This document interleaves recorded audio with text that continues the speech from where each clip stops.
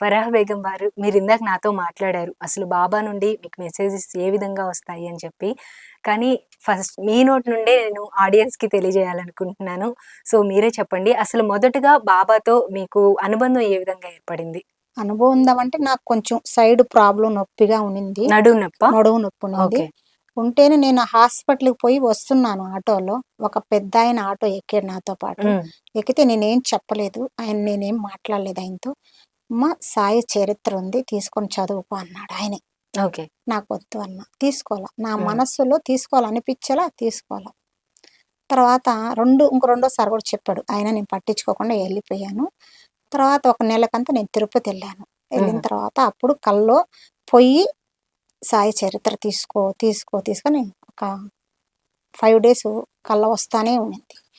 నేను పట్టించుకోలే. ఇంకా ఆరో రోజు నేను పోయి తీసుకున్నట్టు చూపిచ్చేసాడు కల్లోని. అప్పటి వరకు కల్లో బుక్ తీసుకో అనొస్తుంది. ఆ రోజు వస్తది. మీరు తీసేసుకున్నట్టు కలొచ్చింది. వచ్చింది. ఓకే. నిజంగానే ఉదయం పోయి తీసుకొనొచ్చేసా. అంటే కల్లో వచ్చింది కాబట్టి తీసుకున్నారా? ఇక మీకు ఫిక్స్ అది వచ్చిందంటే ఇంక నేను పోయి తీసుకొని వచ్చేసినట్టు చూపిచ్చింది కల. అది రియల్‌గానే తెల్లారి లేసి నేను పోయి నాకే తెలియకుండా నేనే తెచ్చేసుకున్నా. ఓకే. ఆడ చూపిచ్చినట్లే నాకే తెలీదసల. తీసుకొనొచ్చింది ఎట్ట పోయానో, ఎట్లా తీసుకొనొచ్చేసానో నాకే తెలీదు. తీసుకొచ్చేసుకున్నా. అన్ని ఓకే. రోజుల నుంచి పోకుండా ఉండి, ఆ రోజు తెచ్చేసుకున్నా. తెచ్చి ఆడ పెట్టుకున్నా. పెట్టుకున్న తర్వాత బాగా నొప్పి ఎక్కువొచ్చేస్తుంది. సరే ఒక క్రిస్టియన్ స్వామి చర్చిలో చాలా బాగా నీ నొప్పి తగ్గిపోద్ది. రా పోదాం రేపు అన్నది. శనివారం సాయంత్రం. సరే వస్తాను ఉదయం అని చెప్పా. ఆ నైటే ఒక పెద్దాయనొచ్చి చెయ్యి పోనీయకుండా అడ్డం పెట్టేసాడు ఇట్లాగా. హుహు. పెట్టేసి పోనీలా. పోనీయకుండా నీకు నొప్పే గదా! నేను తగ్గిస్తానని జెప్పి ఇక్కడ చెయ్యితో ఇట్లా అన్నాడు. అంతే. కల్లో. కల్లోని. హ్మ్. అంటే ఇప్పుడు నొప్పి ఉదయానికి నాకు తగ్గిపోయింది. ఓకే. ఇంక లేదు. నేను పోలా. వద్దు అని నువ్వు పోడానికి లేదని 2 చేతులు సాసేసి వెనక్కి లాక్కొనొచ్చేసాడు. వచ్చేసి నొప్పే గదా! నేను తగ్గిస్తా అన్నాడు. ఆయన ఇట్లా చెయ్యి పెట్టాడు. ఇంక తెల్లారితల నాకసలు నొప్పే లేదు. ఓకే. ఎట్ట అంత నొప్పి పోయింది తగ్గిపోయింది అసలు తెల్లారికి. గిలగిల అన్నం తినడానికి గూడా నాకు ఇబ్బందిగా ఉండేది. లేచేదాన్ని కాదు. అంత నొప్పి. తగ్గిచ్చేసాడు. అప్పటి నుంచి నాకు తగ్గిన తర్వాత నుంచి స్టార్ట్ చేశా పుస్తకం చదవడం. హ్మ్. చదవడం. అది చదువుతా ఉంటే నాకు ప్రతి ఒక్కటి కల్లో హ్మ్. ఇది జరుగుతుంది నీకు రాబోయే రోజులు. రేపు అది జరుగుతది. ఇది అని మొత్తం చూపిచ్చేసి అంటే నాకు రేపు ఏది జరగబోతుందనేది ముందే మీకు ముందే తెలిసిపోద్ది. కల్లో రాత్రి వచ్చేసేది. తెలిసిపోద్ది. హ్మ్. అది చూపిచ్చిందంటే 100% జరిగి తీరాల్సిందే. అంటే ఎలా వస్తుంది? బాబా రూపంలోనే మీకు వస్తుందా? అట్లానేం గాదు. ఒక్కొక్కసారి పెద్దాయన రూపంలో, చిన్న పిల్ల రూపంలో, పెద్ద ఆవిడ రూపంలో. అంటే సాయి అంటే అమ్మ అనేది గూడా ఉంది దాంట్లో. ఏదో ఒక రూపంలో వచ్చి ఒకళ్ళు ఏదో ఒకటి చేస్తారు. నెక్స్ట్ డే అది జరిగి తీరుతుంది మీకు. అంతే. అది ఇప్పుడు నువ్వు ఫ్రెండ్‌గా మాట్లాడుతున్నావు. నీకిది జరుగుతుందని నేను జరగాలి బాబా అనుకుంటే అది జరిగిపోద్ది అంతే. ఓకే. చూపిచ్చేస్తాడు. ఏం బాధపడొద్దు జరిగిపోద్ది. హ్మ్. అట్లా అట్లా నాకు చానా చేశాడు. అమ్మకు బాగలేదు. మా అమ్మకి బాగలేదు. మైండు అంటే మెంటల్‌లాగా వచ్చేసి ఎళ్ళిపోతదనమాట. హ్మ్. ఎళ్ళిపోయి అదిగో చచ్చిపోయారు ఎళ్ళిపోద్ది. ఎక్కడికెళ్ళిపోతుందో కూడా తెలీదు. అడ్రెస్ చెప్పలేదు. చానా ముసలామె. 85, 90 ఉంటది. హ్మ్. ఎళ్ళిపోయింది. మైండ్ బాగొచ్చినా కూడా అడ్రెస్ చెప్పలేదు. హ్మ్. ఎక్కడున్నామంటే కూడా చెప్పలేదామె. ఆమెకి తెలీదు. తెలీదింక. ఆమెకి బ్రెయిన్ మామూలుగా పని చేయట్లేదింకా. ఆ! హ్మ్. చేయదనమాట. అప్పుడు హాస్పిటల్‌కి పోతే నెమ్ము ఎక్కువైపోయింది. ఇంక చనిపోద్ది. ఇంక బతకదంటూ డాక్టర్స్ చెప్పారు చనిపోతుంది అని. తీసుకొని హ్మ్. రామచంద్రారెడ్డి హాస్పిటల్‌లో నెల్లూరులో. నెల్లూరులో. హ్మ్. ఓకే. పోతే ఇంకా కుదరదు. నీ పేరు రాసుకుంటున్నాను నేను. రేపేమన్నా ప్రాబ్లమ్ వస్తే నా మీదకొస్తారు కదా! మీరు ఎట్ట పంపించారని అంటారు కదా! అని డాక్టర్ రాసాడు. సరే రాసుకోండి అని చెప్పా. ఒక్క స్పూన్ కూడా పాలు పోవట్లే మా అమ్మకి నోట్లో. కనీసం పాలు గూడా తాగలేకపోతున్నారు. అసలు మేము స్పూన్‌తో పోస్తే కూడా ఇదిలే. అమ్మో! మింగలేకపోతున్నారు. హ్మ్. బాగలేకుండా వచ్చేసి మంచంలో పడిపోయింది. అందరూ ఇంకా వేస్ట్. ఇంక ఈమె అయిపోయింది అనుకున్నారు. చచ్చిపోద్దన్నారు. హ్మ్. నా మనసు మాత్రం వాళ్ళందరూ అంటుంటే మా అమ్మకేం కాదు. బాబా చేస్తాడు. లేస్తది. అంతే. ఒక్క నెలకంతా మా అమ్మ లేసి కూర్చొని ఇప్పుడు నడుస్తది బాగా మాట్లాడద్ది. అంటే ఇంక మళ్ళీ మీరు హాస్పిటల్‌కి తీసుకెళ్ళడం అలా ఏం లేదా? డాక్టరు పంపించేసాడు. ఉంచండి ఇక్కడే చనిపోద్ది అనంటే మేమంత స్తోమత కట్టలేము. వాళ్ళు గ్యారంటీ ఇవ్వట్ల. డబ్బులు పెట్టే బతికిద్దని గ్యారంటీ ఇవ్వట్లా. కానీ ఉంచమంటున్నారు అన్నారు. హాస్పిటల్‌లో. కానీ హ్మ్. నేను ఉంచదలుచుకోలే. హ్మ్. మీరు చేయలేనిది దేవుడు చేయలేనిదేం లేదు. నా నమ్మకం ఒకటే. అది ఎలాంటిదని నేను నమ్మేదొకటే. నా బ దేవుడు చేయంది ఎవ్వరు ఏం చేయలేరు అనేసి తీసుకొచ్చుకొని ఇంట్లోనే పెట్టుకున్నా. ఒక మెడిసినే లేదు. ఆవిడే లేసారింక. ఆమెని నేను ఎన్ని రోజులకి చూసుకుంటున్నా. లేసారు? మీకు ఎప్పుడు కలొచ్చింది? కళ ఏంలే ఉమ్. నాకు ఇప్పుడు మీకు ఏదైనా చెప్తాను, ఇది వచ్చిన మనసులోకి ఇది అవుతుంది అంటే 100% అయితే రద్దు. ఓకే, మీ మనసుకు తెలిసిపోద్ది అలాగా. తెలిసిపోద్ది. ఇంకా ఏదైనా నేను బాధపడి అడిగితే కల్లో చూపిస్తాడు దేవుడు ఓకే, నాకు. అంటే మీరు అనుకున్నారా బాబా మా అమ్మ బతకాలి నా అని చెప్పి? మనసు పదే చెప్తుంది. ఉమ్. నా బాబా ఉండంగా మా అమ్మకేం కాదు. ఆహా, ధైర్యంగా ఒక్క అలా మాటే, నమ్మకం పెట్టుకున్నారు. ఒక్క మాటే. నేను మళ్ళా వాళ్ళతో కూడా చెప్పలే మా అక్కలతో కూడా. మీరు 100 అనుకోండి నాకెందుకు, నా దేవుడు మీరు మనసులో అనుకున్నారు ఉంటది, ఏమవ్వదు. ఏం కాదని. ఓకే. ఇప్పుడు కూడా మా అమ్మ లక్షణంగా ఉంది. వెళ్ళిపోయి ఒక నెల రాలా. ఎక్కడుందో తెలియలా.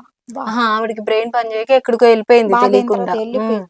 నాకు బాగా బాధపడతా ఉన్నా, ఎట్ట చేయాలో ఎట్ట చేయాలని. నేను సామాన్యంగా ఏది అడగను దేవుని కూడా. ఉమ్. ఒక్క నాకు నెల అయిపోయింది రాలా. అప్పుడు దేవుడా పాప నాకు అమ్మని చూడాలనిపిస్తుంది అని రాత్రి అనుకుని ఏడ్చుకున్నా. ఆ రాత్రే మీ అమ్మ వస్తుందని చూపించాడు. తెల్లారి పంపొచ్చేసింది. ఇలా మీ పిల్లల విషయంలో కానీ లేదంటే బయట వాళ్ళు కూడా ఏదైనా అడుగుతూ బయట ఉంటారా? వాళ్ళకి నేను దాదాపుగా 20 ఇయర్స్ నుంచి ఆస్ట్రాలజీ చెప్తాను. దైవ వాక్కు ఉంది నాకు. ఆహా, ఓకే. మా బాబా తర్వాత వచ్చాడు. బాబా వచ్చినాక ఇంకా ఎక్కువైంది. ఉమ్. అన్నీ కూడా అది వరకు కూడా ఎవ్వరికి ఏం చెప్పినా నేను చెప్పినట్లు ఒక్కటి కూడా మిస్ అయింది లేదు. ఉమ్. అయితే మీరు బాబాకి పూజ చేస్తూ ఉంటారా? ఈ లీలామృతం చదవడం ఒకటేనా? బాబా ఏం చెప్తున్నాడు, పూజ చేసి నన్ను కొలవాలని ఏం లేదమ్మా. నీ మనస్సులో నీ హృదయంలో నన్ను గురించి ధ్యానించుకో. ఉమ్. నేను ఎందుకు లేను, నీ ఇందు లేను అందువలన సందేహం వలదు, ఎందెందు ఎదిగినా అందులోనే ఉంటాను నేను అన్నాడు. ఆయన ఏం చెప్పాడు, మసీదులో ఉన్నాడు. ఆ, ఎవరన్నా ఏదన్నా అడిగితే అల్లా అచ్చా కరేగా అని చెప్పాడు. అల్లా మాలిక్ అన్నాడు. ఖురాన్ చదివించుకొని విన్నాడు. అన్ని బాబాకి అదంతేం లేదు. నేను నిష్టగా స్నానం చేసి మడితో, నాకు తెలియని ఏం లేదు, అన్ని మడులు తెలుసు. నాకు ఆ దేవుడే ఇచ్చాడు. కూర్చొని నువ్వు పట్టం అంతా కూడా అవసరం లేదు, కూర్చొని మనస్ఫూర్తిగా ధ్యానించు నువ్వు బాబాని. నీకు నేననే కదా మీకు చేసిన మీకు కనిపిస్తాడు. మీకు అంటే టెంపుల్కి ఎప్పుడైనా వెళ్తూ ఉంటారా? బాబా ఆలయానికి ఎప్పుడైనా వెళ్తూ ఉంటారా? నాకు ఎప్పుడైనా ఇప్పుడు దారిలో పోతున్నా బాబా కనిపిస్తాడు కదమ్మా. ఇప్పుడు ఉమ్. మా చిల్డ్రన్స్ పార్కు ఉమ్. పెద్ద గుడి ఉంది. ఓకే. ఇప్పుడు రోడ్లో నేను దేనికైనా పోతున్నా కనిపిస్తున్నాడు. ఏం ఆయన నన్ను ఏమన్నా నువ్వు వస్తేనే నేను నీకు ఇస్తానమ్మా అంటున్నాడా. చూసి మనసులో అనుకున్నా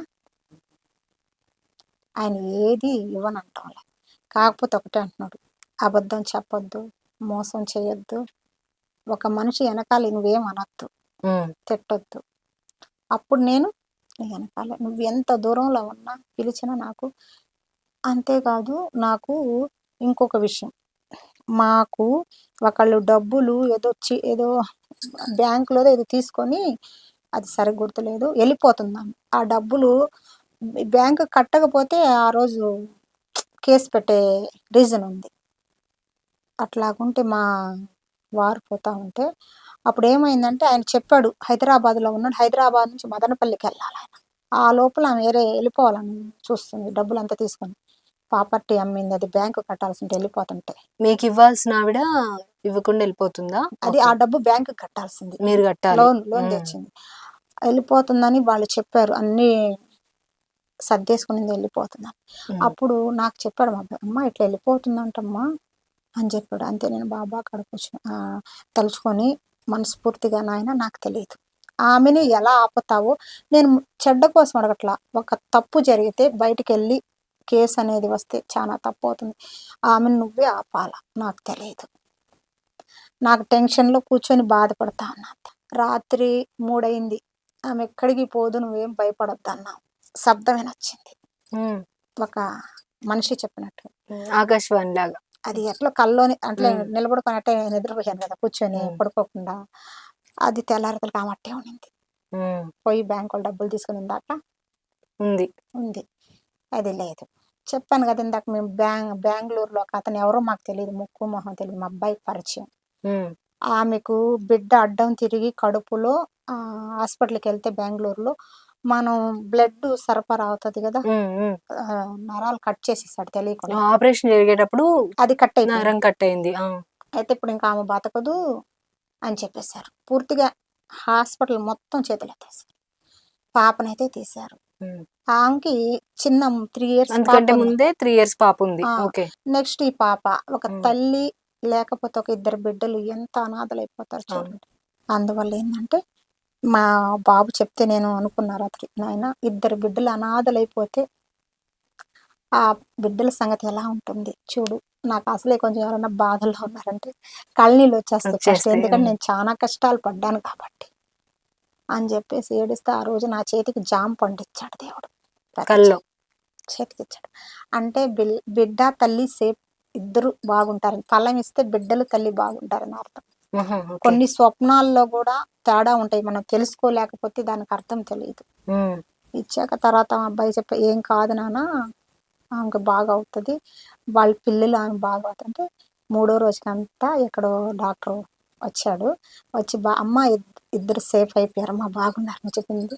నేను అందుకే అమ్మ నిన్ను అడిగింది అని అన్నాడు. నాకు 20 ఏళ్ళుగా నాకు దేవుడు నేను మనిషిని నమ్మను, ఒక్క మాటలో చెప్పాలంటే. ఎందుకంటే నాకు చాలా భయంకరంగా బాధలు పడి అందరిని నమ్మి నేను కానీ ప్రశ్నలు కూడా కష్టాలు పడ్డారు. చాలా కష్టాలు పడ్డా. నాకు ఇది రాకముందు నేను ప్రశ్నకి పోయేదాన్ని. ఒక్కరు కూడా 50,000 అంటారు, 60,000 అంటారు, 30 అంటారు, మేము ఇది చేసేస్తాం, అది చేస్తాం.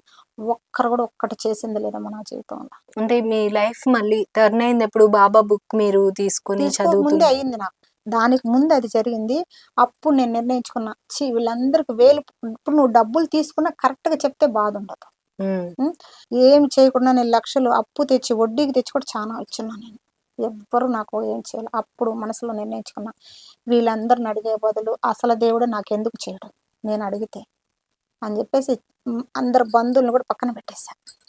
ఎప్పుడు కూడా దైవం నీ చెంతకు చేరాలంటే 10 మందిలో ఏమంటారు మాట్లాడతా, వాళ్ళందరూ నీ చుట్టూ ఉంటారు, గుంపులు గుంపులు. ఎప్పుడు నీ దేవుడు నీ దగ్గరికి చేరడు.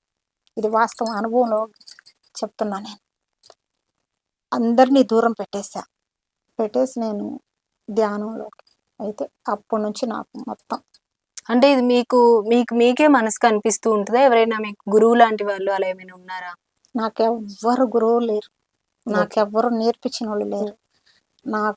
నాకై అదే నాకు అనిపించింది. అందరి కాడికి వెళ్ళి విసుకొచ్చేసాక నేను వీళ్ళందరూ ఆ దేవుడు ఈ దేవుడు అంటే, అసలు దేవుడు నాకెందుకు చెడు, నేనేం చేసి చూడాలి అని ఒక పట్టుదల ఏర్పడిపోయింది.